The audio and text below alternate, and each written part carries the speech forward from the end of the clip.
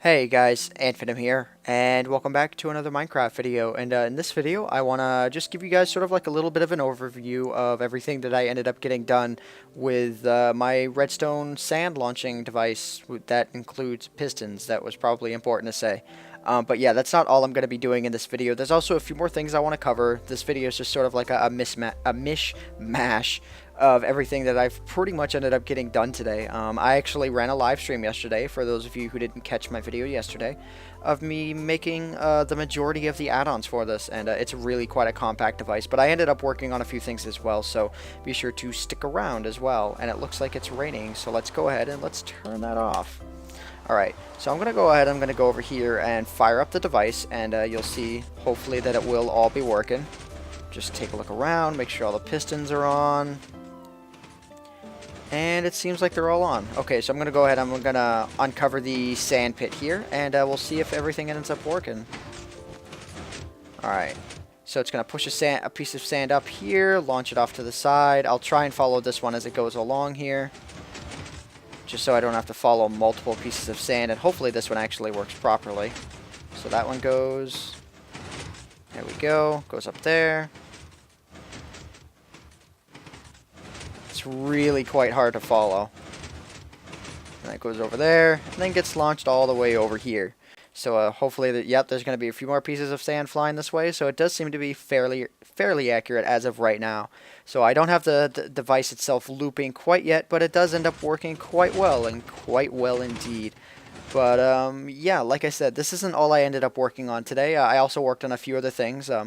I was also watching Captain Sparkle's live stream, and through that I ended up learning how to make a combination lock that I've actually been trying to make for quite some time, but I didn't actually know it was this easy. I mean, I only took one glance at the setup, and all I needed to figure out was the orientation that these redstone torches needed to be.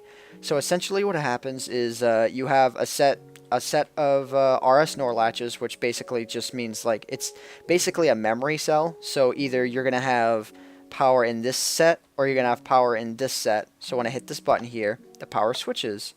And if I hit the buttons in the right order, which is, I haven't randomized them at all, but if I hit that one, then that one, then that one, then that one, and then that one, this door will open. And I can go ahead and I can reset the line here. And it will close the door over there. And if I hit all of these in like the wrong order or something, it simply will not work. Weird. I'm not sure why that opened. Oh, I think it's because I have these connected to the same line or something stupid like that. I don't know why that opened. That's actually really weird. That was not supposed to happen at all. I don't know. Glitch with redstone. It does happen quite often. But, yeah, let me do this here. Yeah, see, I don't know why that opened. But anyway, so the order has to be hit 1, 2, 3, 4, and then 5, and then the door will open. So yeah, that's another thing that I ended up working on today. The last thing that I ended up working on today was actually another version of my elevator, and I very much hesitated putting that into another video, but I'm going to anyway, since it's going to be right at the end of this video, and it'll show you what I ended up doing. I made a whole new one that actually, well, why don't I just show you guys? Let me go ahead and let me flip the footage over to the other map that I'm playing. Okay, so here we are back in my my 8-bit map, where I have the final design for my elevator here. And it's like 6 o'clock in the morning right now, and that cow has kept me up all night. I'm gonna kill it. I should have killed it with fire. Anyways, so yeah, no, this is actually what's kept me up all night. And this is the design for my elevator that I have made, and I consider it to be absolutely perfect. And here's why. I'll spam the button here.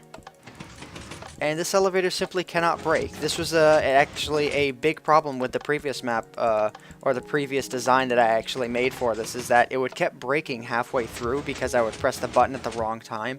And I didn't intentionally do it, but for, I guess the way I set it up is that this won't accept an input until the entire line is finished, which makes perfect sense.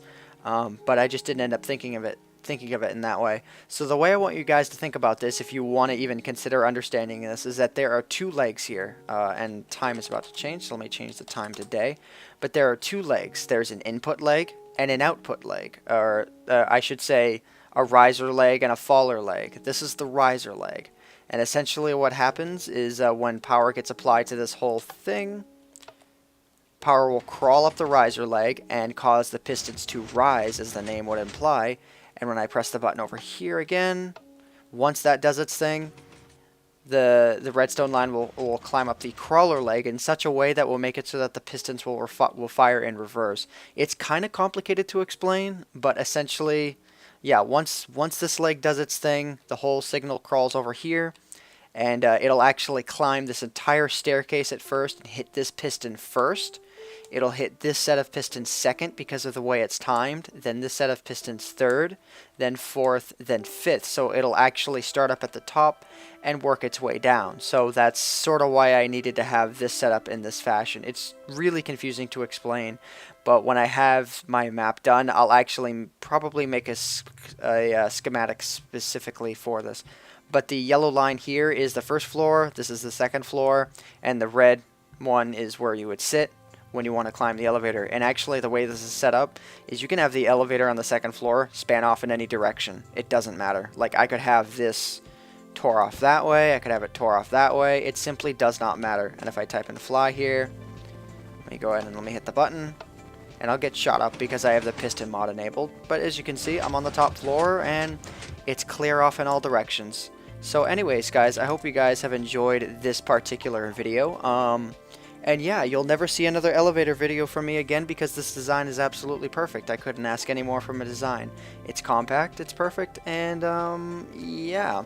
So either way, guys, I hope you guys have enjoyed this particular video. My name is AntVenom, and I bid you all farewell. Thanks so much for watching.